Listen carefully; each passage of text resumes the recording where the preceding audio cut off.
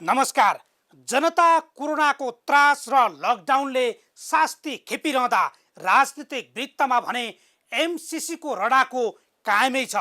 प्रधानमन्त्री केपी शर्मा ओली र प्रमुख प्रतिपक्ष दलका नेता एवं नेपाली कङ्ग्रेसका सभापति शेरबहादुर देउबा जसरी पनि एमसिसी पारित गर्नुपर्ने समान धारणा राखिरहेकै छन्।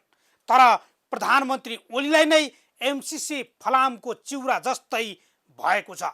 एमसिसी पारित गर्न हुन्न भन्दै सडक तातिएको बेला 6 महिनापछि सत्तारूढ नेकपाको स्थायी कमिटी बैठक सोही विषयमा छलफल गर्न बुधबारबाट सुरु भएको छ। नेताहरूबीच लामो रस्सा कसीपछि बैठक त सुरु भयो, तर पहिलो दिन अध्यक्ष द्वय ओली र पुष्पकमल दाहाल प्रचण्डले 2 घण्टा लामो भाषण सुनाएर बैठक शुक्रबारसम्मका लागि धकेलेका छन्। सरकारका काम कारबाहीमा प्रश्न उठाउँदै आएका नेताहरू बैठकमा भने कस्तो रूपमा प्रस्तुत हुन्छन् हेर्न बाँकी छ। चीन र भारत दुवै छिमेकी देशले नेपालको सीमा अतिक्रमण गरिरहँदा नेपालीको मन छिया भएको छ। लिपुलेक, लिम्पियाधुरा लगायतका क्षेत्रहरू समेटिएको नक्सा र निशान छाप त जारी भयो, तर भूमि फिर्ता ल्याउने गरी ठोस कदम चालिएको छैन। चीन तर्फको केही भूभागमा अतिक्रमण भएको खबर बाहिरिरहँदा दोलखाको उत्तरी भूभागको कोर्लाङ पारी पर्ने पिल्लर नम्बर 57 गायब छ। दुवै देशसँग त्रिपक्षीय वार्ताका लागि सरकारले पहल कदमी लिएको देखिँदैन। यो विषयले नेकपाको स्थायी समिति बैठकमा स्थान पाओस्। पछिल्लो चरणमा नेपालमा करिब दैनिक 500 भन्दा बढी कोरोना संक्रमित भेटिँदा झन जोखिम बढाएकै छ। सरकारले समयमै पूर्व तयारी भर पर्दो नगर्दा यति बेला देशैभर कोरोना भाइरस फैलिएको छ। अझ क्वारेन्टाइनमा बसेका केही मानिसलाई त घर फिर्ता पठाएपछि कोरोना संक्रमण पोजिटिभ देखियो। बस्न धौधौ, खान बस्न समस्या, विदेशबाट उद्धार भएका नागरिकहरूका नाममा दोब्बर भाडा। मन्त्रीहरू भने स्वास्थ्य सामग्री खरिदमै कमिसन खोज्ने होडमा हो।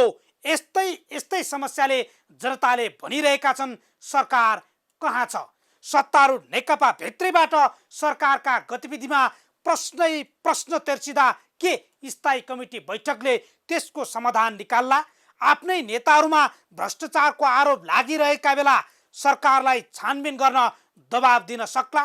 यी उठेका तमाम समस्याबारे नेताहरूले खुलेरै कुरा राखुन् र समाधान निकालुन्। बस हाम्रो चाहना यति। आउन सुरु गरौँ आम जनताले बेहोरेको समस्या, अभाव र सरकारी सेवा सुविधाको झन्झट समाधानको सारथी बन्ने कार्यक्रम जनताको इजलास। म बालकृष्ण शर्मा। कार्यक्रमको सुरुवातमा हेरौँ यो झलक।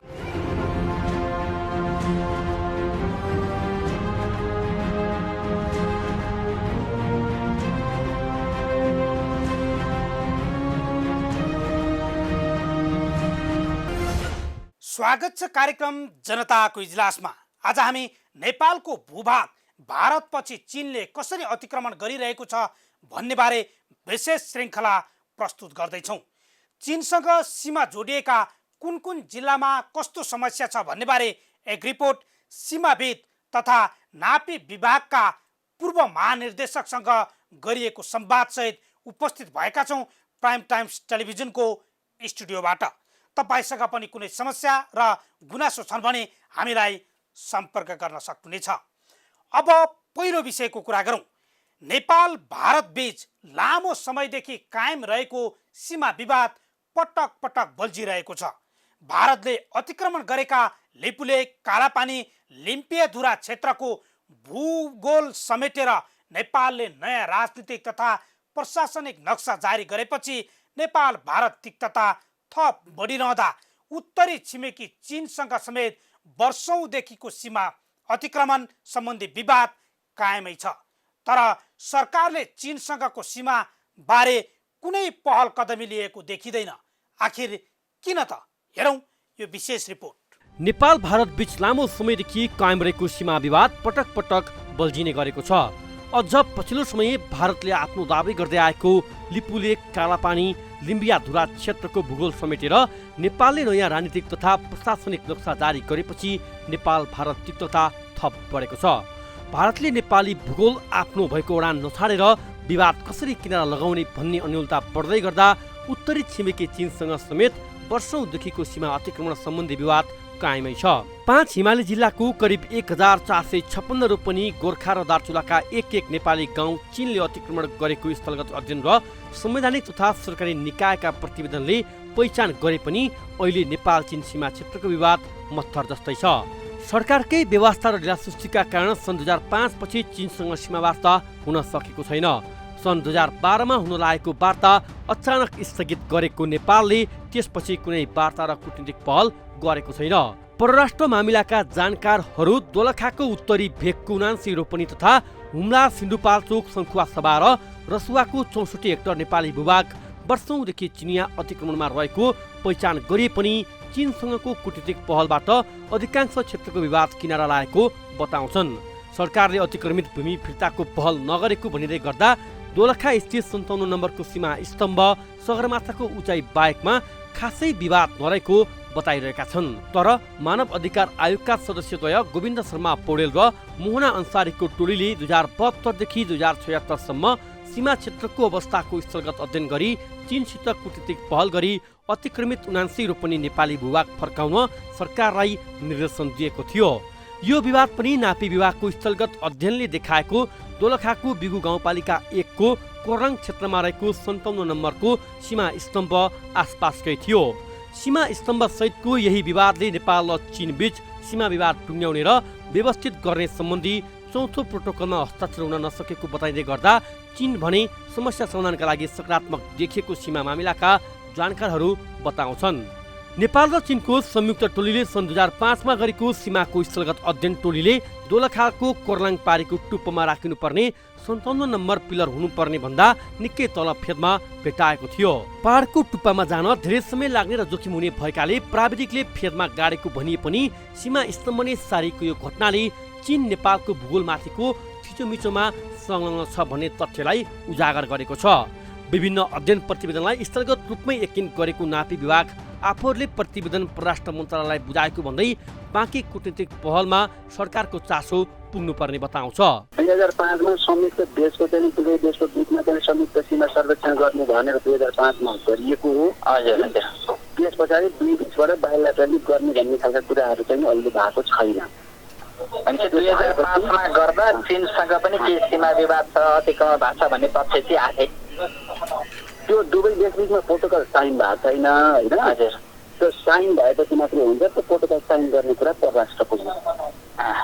यो विषय चाहिँ परराष्ट्रमा चाहिँ गर्न पर्यो। त्यति बेलाको चाहिँ जुन सीमा सर्वेक्षण समिति भयो, हजुर त्यसको चाहिँ प्रोटोकल जुन तयार भयो फाइनलमा गए पनि केही ड्राफ्ट भयो होला हैन। र त्यो हेर्ने साइन गर्ने कुरा जाने कुरा भनेको चाहिँ परराष्ट्र मन्त्रालयले गर्नु। अनि चाहिँ हाम्रो नापीको कोही हुनुहुन्थेन त्यहाँ, कसैको पनि त्यो बेलाको टाइममा संलग्नता त थियो होला नि, हाम्रो टिम जानु होला नि। मैले भनिसकेँ संयुक्त सीमा सर्वेक्षण भएपछि नापीको नजाने कुरै भएन। हजुर नापीको गएर सर्वेक्षण गरेर त्यस अनुसारको ड्राफ्ट प्रोटोकल तयार गरेर परराष्ट्रमा बुझायो होइन। बुझाएपछि त्यस पछाडिको फर्दर काम त परराष्ट्रको। कृषि मन्त्रालयको अध्ययन प्रतिवेदनले समेत हुम्लाको भागदारी खोलामा 6 हेक्टर, कर्णाली नदीमा 4 हेक्टर, रसुवाको सान्जेन खोलामा 2 हेक्टर, बुजुर्ग खोलामा 1 हेक्टर, जम्बू खोलामा 3 हेक्टर, सिन्धुपाल्चोकको खोरानी खोलामा 7 हेक्टर, भोटेको सीमा 4 हेक्टर, सङ्खुवासभा सुमजुगु खोलामा 3 हेक्टर, काम खोलामा 2 हेक्टर र अरुण खोलामा 4 हेक्टर नेपाली भूमि चीनले अतिक्रमण गरेको देखाएको छ।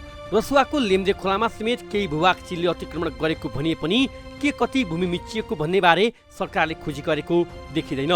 यो दुई देश बीच सीमा मानिएका नदी र खोलाको भाव परिवर्तनबाट हुन सक्ने भूगोलको हेरफेरबारे भएकाले पनि समस्या उत्पन्न भएको छ।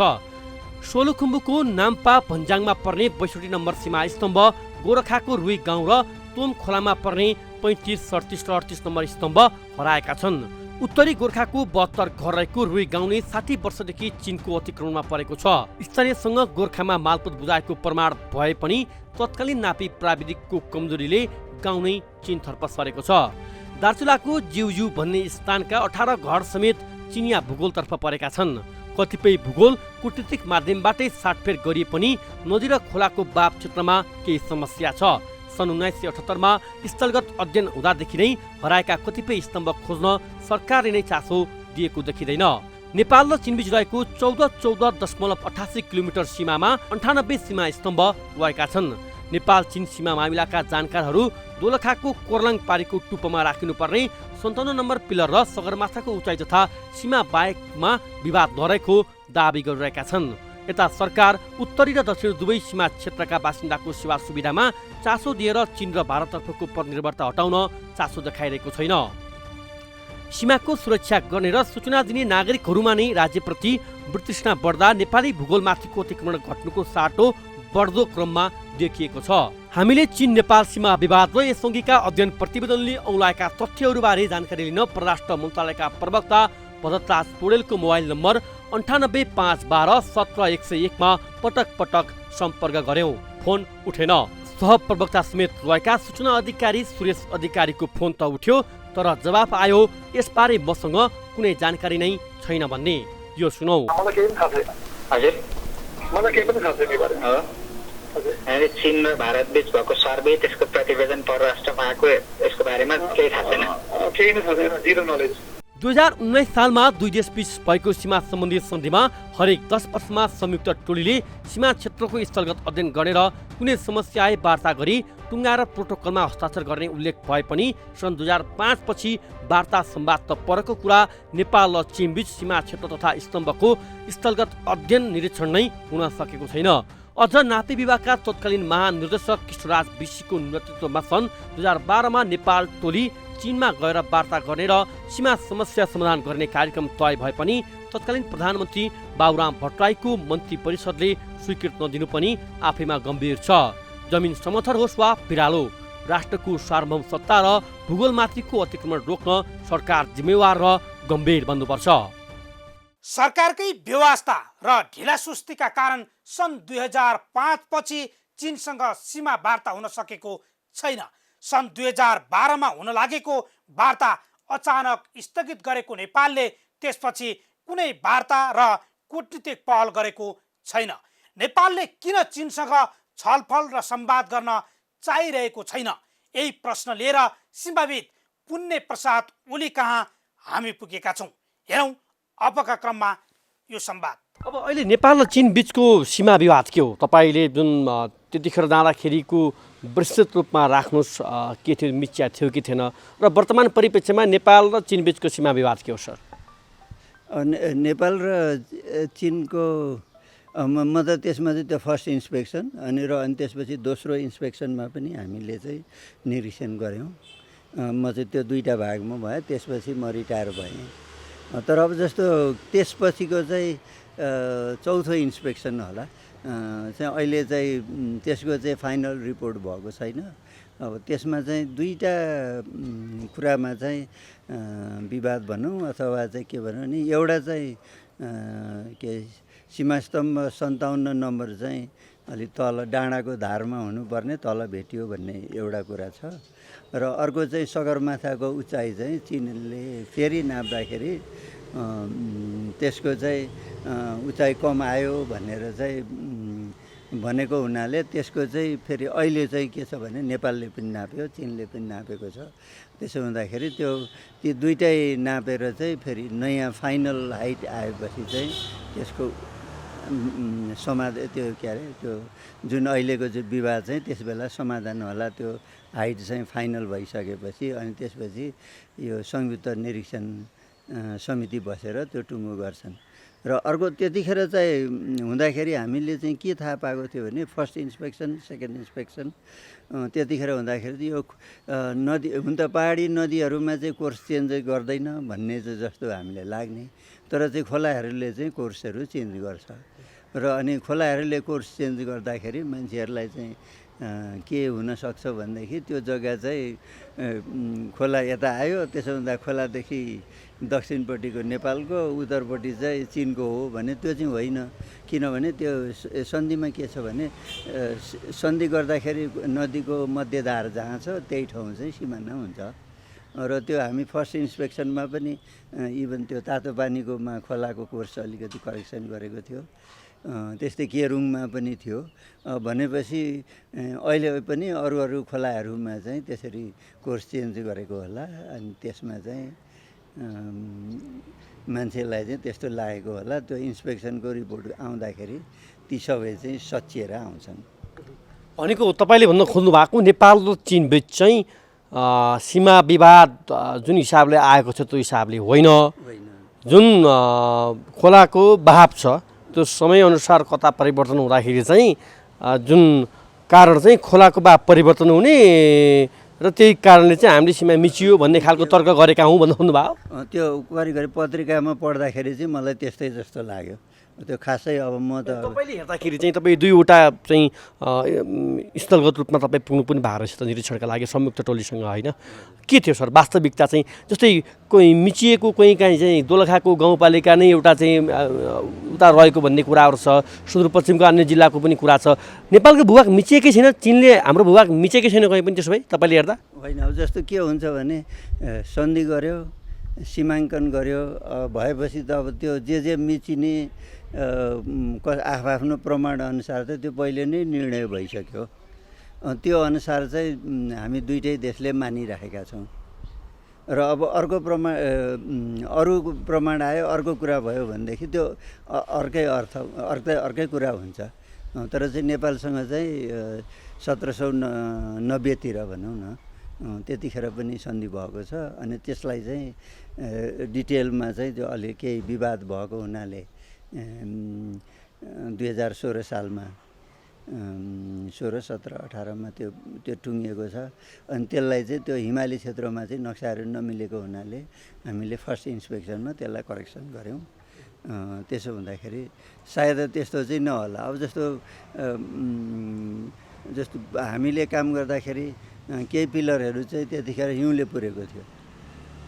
हिउँले पुरेको हुनाले अब हामीले त्यसलाई पड्कायो भने त पिलर भत्किहाल्छ। र अनि त्यसलाई चाहिँ त्यो के अरे त्यो एक्सप्लोसिभ राखेर पड्काउने काम त हामीले गरेनौँ। त्यसो हुँदाखेरि त्यो तिनै बाँकी रहेको पिलरहरूमा केही पछि भेट्यो भन्छ त्यो हो या होइन, त्यो चाहिँ पछिको मान्छेहरूले उहाँहरूले चाहिँ गर्नुपर्छ होइन, यकिन गर्नुपर्छ। भए पनि त्यो सोल्युसन हुन्छ। र अरू चाहिँ तपाईँसँग केही इन्फर्मेसन छ भने म त्यसको चाहिँ जवाफ दिउँला। होइन, मैले चाहेको चाहिँ जुन हिसाबको चाहिँ अहिले सञ्चार माध्यममा र आम नागरिकमा बहसको एउटा विषय बनेको चाहिँ छिमेकी मुलुक भारतले नेपालको चाहिँ विभिन्न क्षेत्रहरू मिचेको भनेर सीमाविदहरू नाभी विभाग आफैले पनि चाहिँ स्थलगत रूपमा गरेको अध्ययनका प्रतिवेदन देखाएको छ। चीनसँगको कुरा खासै अब यो आएको थिएन या अब हामीले भन्न नचाहेको या चीनले नै गुमनाम राखेको हो, त्यो फरक बाटो थियो। अब सरले हेर्दा या सरको चाहिँ कार्यकालमा सरको समयमा नेपालको भूभाग चीनले मिचेको छैन। अब त्यो चाहिँ के भने सन्धि सम्झौता अनुसार चाहिँ मिचेको छैन। तर के छ भनेदेखि कति सालसम्मको दावा गर्न सक्नुहुन्छ कि यति सालसम्म नेपालको भूभाग चीनले मिचेको छैन भनेर? त्यो त 88 भनेपछि 1988 भनौँ न इस्वीसम्म, 1988 सालसम्ममा त मिचेको थिएन।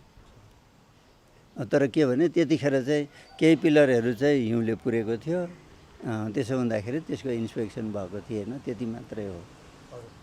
अहिले तपाईँले हेर्दा अहिले हेर्दा तपाईँ अब एउटा यस विषयमा एउटा एक्सपर्ट पनि हो तपाईँ, चीन र नेपालको चाहिँ यो सीमाका विषयमा। र अहिले हेर्दा अहिले बुझ्दा अहिले पनि यो विवादहरू आइसकेपछि तपाईँले खोजी गर्नुभयो होला, अनुसन्धान गर्नुभयो होला, रिसर्च गर्नुभयो होला, पाउनु भएको छ कहीँ कतै त्यस्तो मिचा छ भने कहाँ यहाँनिर चाहिँ अलिकति प्रब्लम छ यो जिल्लामा या यो ठाउँमा होइन, यो सब ठिक छ, हाम्रो जुन खालको सन्धि थियो त्यो सन्धिको हिसाबले हो, स्तम्भका विषयमा चाहिँ केही टेक्निकल प्रब्लम पहिला पनि थियो अहिले पनि छ, के हो तपाईँको भनाइ? पनि रहन्छ त्यो स्तम्भहरूको।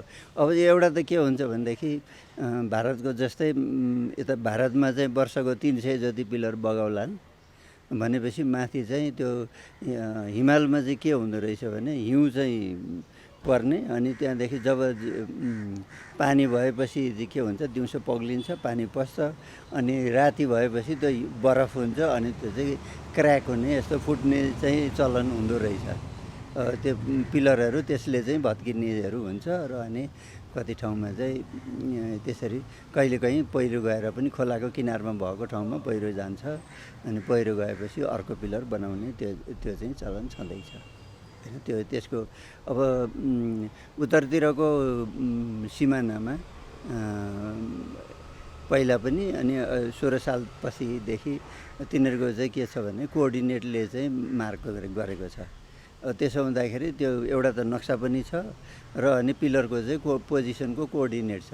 त्यसबाट चाहिँ हामी के हुन्छ भने सर्वे गरेर एकुरेटली रुल रेकर्ड गर्न सकिन्छ। र अरू जस्तो चाहिँ मान्छेहरूले कुरा गर्दाखेरि यता यो गोर्खाको एउटा गाउँको विषयमा चाहिँ कुरा गरिराखेको थियो मान्छेहरूले, तर त्यो लार्के भन्ज्याङ लार्के गाउँ पहिला चाहिँ हामी लार्के बजार भन्थ्यौँ। दुईवटा मजा आउँछ, दुईवटा चौरी गोठ मात्रै थियो पक्का चाहिँ। अब त्यहाँदेखि त्यो मास्तिर डाँडादेखि मुनतिरको गाउँ चाहिँ त्यो नेपालको हो भनेर चाहिँ लालमोरहरू के छ भन्थ्यो। तर अब त्यो त यतै त्यो गाउँभन्दा दक्षिणपट्टि नै पिलरहरू भइसकेको हुनाले अब हामीले चाहिँ त्यसमा चाहिँ त्यो 2016 साल 17 साल उनीहरूमा उहाँहरूले गरेको के भन्छ यो निर्क्योलमा दुईटै देशले गरेको उसमा चाहिँ शङ्का गरिरहनु हुँदैन होइन। त्यसै गर्दै लाग्यो भनेदेखि त कुनै पनि सिमाना कहीँ पनि मिल्दैन। भनेको त गोर्खाको जुन गाउँको एउटा समाचार आएको छ अहिले, त्यो चाहिँ 2016 सालमा नाम चेक जाँच गर्दा चाहिँ चिनपट्टि ठहर्यो। त्यति ठहरेर अनि त्यहाँदेखि त्यो लार्के हिमालको सिमाना लगाएको अनि त्यहाँ पिलरहरू पनि छन्।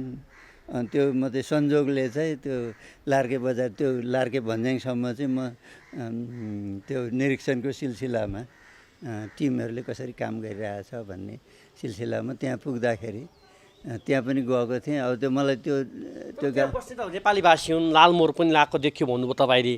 होइन त्यो मैले भने होइन, त्यहाँ चाहिँ भने त्यो नक्सा हामीसँग थियो यहाँ हाम्रो चाहिँ बोर्डरको सेक्सनमा। अनि त्यहाँदेखि त्यति चासो मात्रै गरिएको हो, किनभने त्यो सीमाङ्कन भएर पिलर गाडिसकेपछि हामीले तर्क गर्ने ठाउँ भएन। किनकि त्यो सीमा गाड्ने बेलामा त दुवै देशका अधिकारी बसेर सहमतिमा यो यता आफ्नो भूभाग यो आफ्नो भूभाग भनेर टुङ्ग्याइसकेपछि त अब त्यहाँ बोल्ने ठाउँै भएन। भनेको त्यो गाउँको विषयमा हामीले टुङ्गाइसक्यो, अब त्यो चिनतर्फ पर्छ। चिनतर्फ पर्छ। त्यो 16 साल 17 सालमा चाहिँ त्यो निरूपण भइसकेको छ। दोलखाको पनि आएको थियो नि, दोलखाको तपाईँलाई थाहा छ? दोलखाको सुङदेमो एरिया हो। त्यो एरियामा पनि त्यसरी नै लामो छलफलपछि सीमाङ्कन भएको छ, पिलरहरू गाडिसकेको छ त्यहाँ। तपाईँको कुरालाई हेर्ने हो भने त नेपाल र चीनबीच सीमाको विवाद देखिन्न। देखिँदैन। त्यही एउटा पिलर चाहिँ रङ ठाउँमा भेटियो भनेर। कति नम्बर पिलर भन्नुभयो त्यो? 57 नम्बर। जम्मा 79वटा पिलर छन् बोर्डरमा होइन। त्यसमा चाहिँ 57 नम्बर चाहिँ अलि तल नेपालपट्टि भेटियो भनेर चाहिँ जोइन्ट इन्सपेक्सनमा आएको चाहिँ थाहा छ। अब त्यो पनि हामीलाई कति 10 वर्षमा गर्छौँ होइन हामी? 10 वर्षमा। तर अहिले हुन नसकेको 15 वर्ष भए पछिल्लो जानकारी भएअनुसार चाहिँ र केही निरीक्षण भयो, तर त्यसको चाहिँ रिपोर्ट फाइनल भएको छैन। तर मुख्य कारण चाहिँ त्यो सगरमाथाको उचाइ हो। मुख्य त्यसमा विवाद चाहिँ पुरो विवाद होइन, सीमाको होइन, सगरमाथाको उचाइको विवाद हो। उचाइ चाहिँ अब जस्तो हामीले चाहिँ 8848 पोइन्ट समथिङ भनेर भनियो। अनि त्यो चाहिँ चाइनाको पहिलाको चाहिँ हाम्रो बोर्डर डकुमेन्टमा लेखियो र उनीहरूले चाहिँ त्योभन्दा कम हुनसक्छ भनेर भन्यो। मैले सुनेको है कम हुनसक्छ भनेर भन्यो। अमेरिकनले 2 मिटर बढ्छ भनेर भन्यो। त्यसो हुँदाखेरि त्यही विषयमा चाहिँ त्यो कुरा चाहिँ अब फेरि त्यसो भएदेखि के गर्ने भन्दाखेरि दुवैतर्फले नापेर जे आउँछ अनि त्यो अनुसार चाहिँ गर्ने भन्ने चाहिँ। जस्तै नापजाँच गरिसकेपछि नापी विभागले परराष्ट्र मन्त्रालयमा अहिले पठाएको र बाँकी परराष्ट्र मन्त्रालयमा बुझ्नु होला भन्ने जवाफ हामीले पायौँ आज। यो जुन रिपोर्टको यो के छ कहाँ छ विवाद भन्ने विषयमा। र तत्कालीन बाबुराम भट्टराई प्रधानमन्त्री हुँदा जुन विभागमा रहनुभएका महानिर्देशक तत्कालीन महानिर्देशकबाट चाहिँ वार्ताका लागि पहल भएको, तर तत्काल सरकारले चाहिँ जान नदिएको भन्ने छ। अब तपाईँ भन्नुहुन्छ सीमा विवाद छैन, सीमा विवाद छैन भने चीनले वार्ताका लागि आह्वान गरेको तर नेपालबाट चाहिँ नेपाल सरकारले चाहिँ नपठाएको भन्ने कुरा छ। यसलाई कसरी भन्ने सर फेरि? अब त्यो त अब त्यो सरकारको कुरा त म त रिटायर भएको मान्छे होइन, अब त्यसैले उनीहरूको कुरा के हो त्यो त मलाई थाहा छैन। भनेको चीनबाट चाहिँ सीमा विवाद छ भने वार्ताका लागि आऊ भनिएको छ। होइन, त्यो त के छ भने जोइन्ट इन्सपेक्सन भयो, त्यो रिपोर्ट चाहिँ नक्साहरू रिपोर्टहरू चाहिँ फाइनल गर्नु पर्यो र त्यसलाई चाहिँ सही गरेर चाहिँ टुङ्ग्याउनु पर्यो नि। त्यो हुन सकेको छैन। त्यही चाहिँ हुन बाँकी हो। कति बाँकी छ सर? कति समय भयो? अनि त्यो त अब बाबुराम भट्टराई प्रधानमन्त्री भएको अब त्यो धेरै वर्ष भयो होला, 88देखि 98मा हुनुपर्ने, भएपछि त अब कति भयो, 18। त्यो कतिपटक गऱ्यो मलाई थाहा छैन, तर चासो नेपाल सरकारले नै चासो लिएको देखिएन। होइन, त्यो यसरी बुझ्नु पऱ्यो कि एउटा कुरा, अरू पहिला त त्यो द्वन्द्वको बेलामा भयो, फिल्डमा वर्क काम गर्न गाह्रो थियो। दोस्रो कुरा चाहिँ हामी संविधानमा लाग्यो कि त्यसो हुँदा 10-12 वर्ष त त्यसै अलमलियो। इन्डियापट्टि पनि भएको छैन, नेपालपट्टि पनि भएको छैन। त्यसैले चाहिँ त्यो चासो नलिएको होइन कि सरकारको प्रायोरिटी अर्कैतिर थियो। अब तर यो चाहिँ त हुन्छ, किनभने नेपालले चाहिँ नि पोहोर साल अस्ति नापिसक्यो, चाइनाले पनि केही यो 1 महिना अगाडि नै उनीहरूले नापिसकेको छ। अब त हिसाब किताब गरेर चाहिँ अब त मिटिङ हुन्छ, यो टुङ्गो लाग्छ। भनेको यो जुन चीन र नेपालको सीमा विवादका विषयमा नेपाल गुपचुप बस्यो, चीनले लुकाउन खोज्यो, यो गाउँ यता परे, यो नेपालको भूभाग भनेर जे आछ त्यो त उहिलेका कुरा हो, उहिलेका कुरा हुन्। त्यसका विषयमा छिनोभानो भइसकेको छ। त अब हामी सिगासे जाने कुरा पनि भएन, उनीहरू बेत्रावती आउने कुरा पनि भएन। लडाइँको बेलामा कोही कहिले कता पुग्यो, कहिले कता आयो, त्यस्तै हो। तर कानुनी रूपमा हाम्रो भूभागमा छ, उनीहरूको भूभागमा छ, विवाद छैन। नेपाल र चीनबीच विवाद छैन। अब त्यही विवाद भए पनि उनीहरू त्यो एउटा पिल्लरको विषयमा र त्यो सगरमाथाको हाइटको विषयमा हो, त्यो चाहिँ टुङ्गो लाग्छ। भनेको एउटा पिल्लर र सगरमाथाको विवाद छ, अरू विवाद नेपाल पनि होइन। त्यो त किनभने अर्को ठाउँमा भेटियो, त्यो हाइट त फरक भयो। अब यसलाई कसरी लिनुभएको छ सर तपाईँले अहिले जुन हिसाबले भनिरहनु भएको छ नेपाल र चीनमा 57 नम्बर पिलर र सगरमाथाको उचाइका विषयमा केही विवाद रहेर त्यसमा पनि हामी छलफलबाट समाधान गर्छौँ भन्ने तर्क गरिरहँदाखेरि अरू नेपालका पहाडी हिमाली जिल्लाहरूमा समस्या छैन तपाईँले दाबी गरिरहँदाखेरि अहिले चाहिँ यो नेपाल र चीनबीचको चाहिँ सीमा विवाद छ, यो गाउँ नेपालमा पर्थ्यो भनेर विभिन्न ठाउँमा आउनु, विभिन्न निकायबाट त्यो खालका प्रतिक्रिया आउनुलाई चाहिँ कसरी हेर्नु भएको छ? होइन, त्यो त के छ भने हामी कालापानीमा चाहिँ सिरियसली लाग्यो, अनि हाम्रा 3टा गाउँहरू चाहिँ हाम्रा पहिलेदेखिकै हुन्, भोगचलन हुन्। अब त्यसलाई चाहिँ काउन्टर गर्नलाई चाहिँ अब हाम्रोमा चाहिँ अरू पक्षका मान्छे पनि छन् नि नेपालमा, त्यसैले त्यो आउनु मैले चाहिँ कोही अन्यथा मानेको छैन। आएको छ सबै हिमालको बनाएको छ। अब तर खालि के एउटा के भने तपाईँहरूले चाहिँ के भन्न सक्छ भने हामीले चाहिँ हिउँमाथि नक्सा बनायो, पछि हिउँ पग्लियो भने अलिकति फरक होला। त्यो बाहेक त चाहिँ त्यो बेलाको प्रविधि अनुसार चाहिँ त्यसमा फरक पर्दैन। हो, नेपाल र चीनबीच 57 नम्बर पिलर र सगरमाथा क्षेत्रमा विवाद छ। यसमा पनि चीन वार्ता र संवादका लागि तयार रहँदा नेपालले ध्यानै दिएको छैन।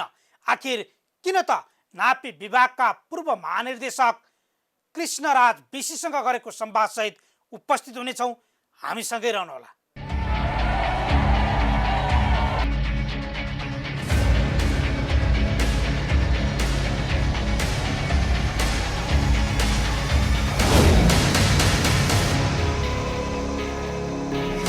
विश्रामपछि स्वागत छ। तपाईँ हेर्दै हुनुहुन्छ कार्यक्रम जनताको इजलास। चीनसँगको सीमा नाकामा पुगेर अध्ययन अनुसन्धान गरेका नापी विभागका पूर्व महानिर्देशक कृष्णराज विशीलाई हामीले सोधेका छौँ, नेपाल चीन सीमा विवाद के हो? अब हेरौँ यो संवाद। पछिल्लो समय नेपाल र भारत बीचका विभिन्न सीमा नाकामा विवाद कायमै छ। सँगसँगै चीनसँग पनि केही विवाद छ भन्ने कुरा आइरहेछ। के हो विवाद, कहाँनिर चाहिँ छ यो विवाद? अब यहाँहरूले अहिले सीमाको समस्याको बारेमा कुराहरू ल्याउनु भयो। अब नेपाल चीनको सम्बन्धमा हेर्ने हो भनेपछि अब तेस्रो इन्स्पेक्सन कमिटी चाहिँ 2005-06मा भएको अवस्था हो। त्यसबेला 2006मा चाहिँ जोइन्ट टिम चाहिँ सञ्चालन गऱ्यौँ। होल सीमा चाहिँ दुवै पक्षबाट अनुगमन भएको हो। त्यसपछि त्यसले काम गर्नुपर्ने नयाँ नक्साहरू व्यवस्थित गर्ने, पुराना बिन्दुहरू मर्मत सम्भार गर्ने, त्यसपछि पुनर्निर्माण गर्नुपर्ने भए पुनर्निर्माण गर्ने, नयाँ बिन्दुहरू राख्नुपर्ने भए नयाँ बिन्दुहरू राख्ने कामहरूको त्यसले 2006मै आफूले दुवैतर्फका सीमाका प्राविधिकीहरू गठन गरेर त्यसले काम सम्पन्न गर्यो। काम सम्पन्न गरिसकेपछि त्यसपछि आधुनिक प्रणालीबाट 57वटा नापनक्साका सिटहरू तत्कालीन अवस्थामा तयार गर्ने GIS डेटाबेस तयार गर्ने। GIS डेटाबेस तयार गरिसकेपछि त्यसपछि प्रोटोकल तयार गर्ने र सरकारी तवरबाट, प्राविधिक तवरबाट चेक जाँच भइसकेपछि सरकारी तवरबाट त्यसलाई अन्तिम रूप दिएर सिग्नेचर गर्ने प्रावधान हो है। त्यसपछि अब अहिले चाहिँ करिब मेरो विचारमा 2011-12मा पहिलो पटक नाभी विभागको महानिर्देशक भएँ। त्यसपछि फेरि अब 73देखि 74 दुई पटक भएँ। तर विशेष गरिकन 11-12को जुन तपाईँहरूले कुरा गर्नुभएको छ त्यो सन्दर्भमा भन्ने हो भने अब त्यसबेला चाहिँ हामीले करिब सबै कुराहरू टुङ्गिसकेको अवस्थाहरू छ। नयाँ नक्सा सिटहरू तयार भएको अवस्थाहरू हो दुवै। त्यसपछि त्यसमा GIS डेटाबेसहरू तयार भएको हो र प्रोटोकलको ड्राफ्टहरू तयार भएको अवस्थामा चाहिँ उताबाट हामीले म चाहिँ करिब त्यो 10देखि नै स्थगित अवस्थामा थियो। परराष्ट्र मन्त्रालयसँग समन्वय गरेर परराष्ट्र मन्त्रालयको अनुरोधबाट हामीले चाहिँ नयाँ डेट फिक्स भएको थियो 2012को जनवरीको लास्टतिर। अब त्यसबेला परराष्ट्र मन्त्रालय तत्कालीन हामीले परराष्ट्र मन्त्रालयसँग समन्वय गरेर नापी विभागले काम गर्ने गर्दछ र त्यो काम गर्ने सिलसिलामा चाहिँ परराष्ट्र मन्त्रालय सम्बन्धित तत्कालीन सम्माननीय प्रधानमन्त्रीज्यूहरूलाई हामीले ब्रिफिङहरू गऱ्यौँ। त्यसपछि अब त्यस बेलाको कामहरू थियो अवस्थामा पुगेको थियो। जस्तै सीमा क्षेत्रमा चाहिँ विवाद छ भनिएको छ। जस्तै 57 नम्बर दोलखाको 57 नम्बर पिलरमा चाहिँ समस्या छ भनिएको छ। अहिले पछिल्लो समय त सीमा नदी खोला क्षेत्रमा पनि भूगोल चाहिँ चीनतर्फ परेको छ, बस्ती नै सारिएको भन्ने कुरा आइरहेछ। यो चाहिँ के हो? यो विवादलाई तपाईँको स्थलगत अध्ययन अनुसन्धानले चाहिँ के देखाएको थियो? 57 नम्बर पिलरको सन्दर्भमा के हो भनेपछि 1961मा नै त्यसबेला नक्साहरू 7वटा सिटहरू नक्साहरू तयार गर्यो। त्यो सिटहरूमा कहाँ त्यो हाम्रो सीमाको कहाँ बिन्दुहरू राख्दाखेरि हामीले चाहिँ करिब 98वटा बिन्दुहरू प्रस्ताव गर्ने क्रममा 57 पनि दोलखाको फलानु ठाउँमा राख्ने भनेर नक्सामा सीमाङ्कन गऱ्यौँ। नक्सामा सीमाङ्कन गरिसकेपछि त्यस फिल्डमा खटिन्छ टोली हो त्यो सीमा त्यो ठाउँ हो भनेर त्यही ठाउँमा राखेको अवस्था हो। त्यो 1961मै जुन बेला फिल्डमा खटियो त्यो टोलीले राखेको अवस्था हो। त्यहाँ चाहिँ भौगोलिक विकटता ज्यादै छ र त्यहाँको स्थानीय जानकारी मैले थाहा पाएसम्म है, त्यस बेला त भर्खर म जन्मिएको साल भयो, तथापि पछि मैले त्यो नेतृत्व लिएपछि थाहा पाइसकेपछिको अवस्था के हो भनेपछि त्यहाँको भौगोलिक विकटता छ र त्यहाँ सोधेको यो डाँडो कहाँ हो भनेर भन्दाखेरि स्थानीय हामीले जानकार पाएसम्मको त्यो डाँडोको फलानु ठाउँ हो भनेर भनिसकेपछि त्यो ठाउँको उच्चतम बिन्दुमा राखिएको अवस्थामै हो है। तपाईँहरूले अब यहाँ अहिले अघि तपाईँले विवाद छ भन्ने कुरा आइरहेछ नि, तल फेदमा छ डाँडोमा राख्नुपर्ने भन्ने राखियो। त्यसपछि हरेक 10 वर्षहरूमा जोइन्ट इन्स्पेक्सन हुने गर्दछ चाइनाको सन्दर्भमा। 10 वर्षमा हुँदाखेरि 1979मा पहिलो निरीक्षण टोली आयो। त्यो सीमा निरीक्षणमा फेला परेन, 3टा बिन्दुहरू फेला परेन, बुझ्नु भएन। त्यसपछि 1988मा नि फेला परेन है। 2006मा फिल्ड इन्स्पेक्सनमा फेला पर्यो। फेला पर्दाखेरि जहाँ हामीले नक्सामा राख्ने गरे भनेको थियौँ त्योभन्दा तल ढुङ्गामा कुदिएको अवस्थामा फेला पर्यो। त्यस बेलाको टोलीले मेहनत गरेर त्यसको श्रेय होइन अहिले त्यसको न्याय विभागको महानिर्देशक पनि भइसक्नुभयो, उहाँको नेतृत्वमा हामीले खटाएको थियौँ। उहाँ गएको ठाउँमा चाहिँ फेला पार्यो। फेला पारिसकेपछि अब त्यो फेला पारिसकेपछि त्यसले जहाँ हामीले राख्ने भनेर नक्सामा सीमाङ्कन गरेका थियौँ त्योभन्दा दक्षिण धेरै दक्षिणमा फेला पर्यो। वास्तविकता त्यो परेको, त्यसले अब समस्या जन्माएको, त्यसलाई समाधान गर्नुपर्छ। थिचोमिचो गरेर सारेको होइन, पहिले प्राविधिक कारणले भूगोलको कारणले चाहिँ अर्को ठाउँमा होइन, प्राविधिक कारणले पनि होइन। प्राविधिक कारणले पनि त्यो डाँडाको टुप्पो भनेको कुन डाँडो हो? अब तपाईँ यहाँबाट जस्तै दोलखाको कुनै विकट ठाउँमा जानुभयो भने यो डाँडो भनेको कुन डाँडो हो भनेर सोध्यो भने यो डाँडो त्यो डाँडो हो भनेर स्थानीयले देखाएपछि 5-7 जना त्यहाँको वडा प्रतिनिधिहरूले देखाइसकेपछि त्यसलाई मान्नुहुन्छ कि मान्नुहुन्न? मान्नुहुन्छ नि, अरू आधार त हुँदैन होइन। त्यस बेला त्यो आधार लिएर गरेको अवस्था हो। त्योभन्दा अर्को डाँडो रहेछ, तलबाट देखिएन होला, त्यस्तो परेको हुनुपर्छ भन्ने अनुमान हो। अब त्यसले चाहिँ समस्या जन्माए। उनीहरूले सारेको पनि होइन, हामीले सारेको पनि होइन कसैले। त्यो त फेला नपरेको चिज फेला परेको। फेला परिसकेपछि त्यसलाई सम्मान गरिनेछ भन्ने पहिला बााउन्ड्री प्रोटोकलमा लेखिएको छ। त्यो सम्मान गर्ने क्रममा कसरी सम्मान गर्ने त होइन। अब हामीले माथि पहलले यो विवाद समाधान गरौँ भन्यो भने चीन सकारात्मक छ यहाँहरूले गरेको पहल। एकचोटि पहल गर्ने कमिटीमै हुनुहुन्थ्यो। त्यो कमिटीमा त्यसको खाकाहरू हामीले निकालेर सरकार समक्ष पेश गरेको हो। सरकारलाई कन्भिन्स गर्ने प्रयासहरू हामीले गरेको। तत्कालीन अवस्थामा के कारणले भयो हामीले स्वीकृति प्राप्त भएन र जान पाइएन। गएको भए त्यो समाधान निरूपण गरेर आउँथे भन्ने मलाई पूर्ण विश्वास। जस्तै चीनमा मात्रै होइन, नेपाल भारतमा पनि थुप्रै खालका समस्याहरू छन्। तपाईँहरूले त्यति बेला पनि यकिन गर्ने, जस्तै इन्डियामा भारत नेपालको सीमा क्षेत्रका समस्या समाधान गर्ने, त्यहाँको भूगोल यकिन गर्ने, क्षेत्रफल यकिन गर्ने दायित्व त हाम्रै थियो। त्यता चाहिँ के कस्तो समस्या हामीले पहिचान गरेका थियौँ त्यो समयमा? यो त अब अहिले सबै सञ्चार माध्यममा आइसकेको छ, सर्वपक्षीय भइसकेको छ होइन। तर मैले नेतृत्व गरेको बेलामा विशेष गरिकन 11-12 को अघि कुरा गरेँ। त्यस बेला चीनको पनि पहल गरेँ। चीनको पनि जुन बेला त्यो जोइन्ट एक्सपर्ट ग्रुप मिटिङ चीनको सियानमा हुने भनेको थियो, त्यसको लागि पहल गरेँ, समन्वय गरेँ र त्यो मिति तय गर्नलाई त्यस बेला पहल गरेको। त्यसै गरिकन 2007 पछि जोइन्ट टेक्निकल जेटिसी को म्याच सिद्धियो, जोइन्ट टेक्निकल कमिटीको। त्यसपछिको म चाहिँ 11-12 आएँ। करिब 2008 देखि नै त्यो कामहरू इन्डिया नेपाल भारतको बिचको कामहरू अवरुद्ध थिए। त्यो अवरुद्धको बेलामा पहल गर्नका लागि त्यस बेला मैले भूमिका खेलेको हो होइन।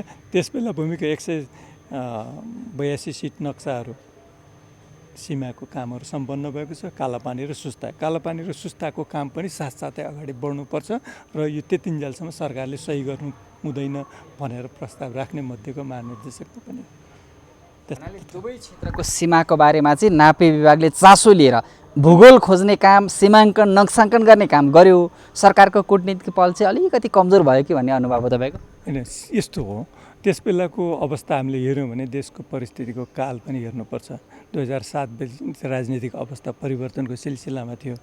विभिन्न राजनीतिक पार्टीहरूको बिचको समन्वय, समझदारीको कुराहरू छ। त्यसले चाहिँ देशको अवस्थालाई चाहिँ कसरी वार्ता अगाडि बढाउने भन्ने कुराहरू महत्त्वपूर्ण हुन आउँछ होइन। हामीले हेऱ्यौँ भनेपछि 2007 देखि 14 सम्म त्यस्तै मैले त नक्सामा नाकाबन्दी भन्छु। नक्सामा पनि नेपाल अन्तर्राष्ट्रिय सीमामा नाकाबन्दीको अवस्था थियो। 14 मा चाहिँ त्यो तोडिएको अवस्था हो, त्यो आइस ब्रेक भएको अवस्था हो। पहल त्यो समन्वय गर्दाखेरि। तर यो कूटनीतिक वार्ता भने कस्तो जस्तो लाग्छ भने मलाई, जुन बेला असल सम्बन्ध भएको हुन्छ त्यस बेला हामीले जोरदार रूपले उठायो भनेपछि त्यसले सहज रूपले जाँदो रहेछ होइन।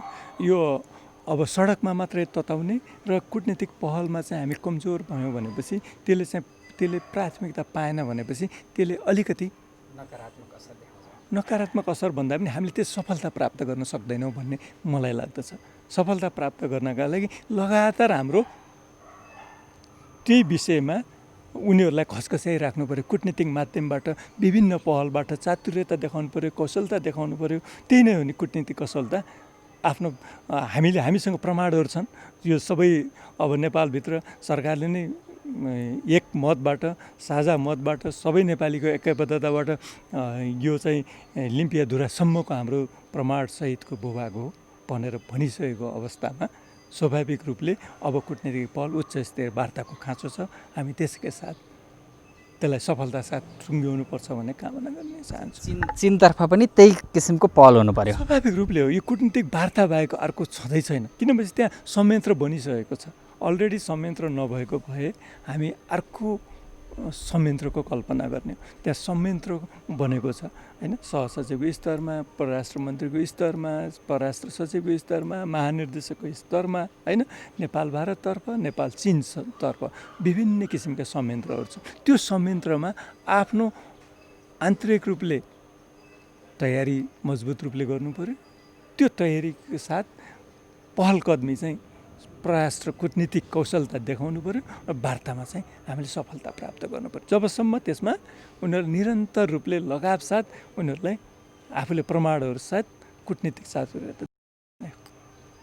तपाईँहरूले त सीमाङ्कन भूगोलको एकिन गर्दा तपाईँहरूले प्रमाणको बारेमा पनि स्थलगत रूपै पुग्दाखेरि त तथ्य भेटिन्छन् नि।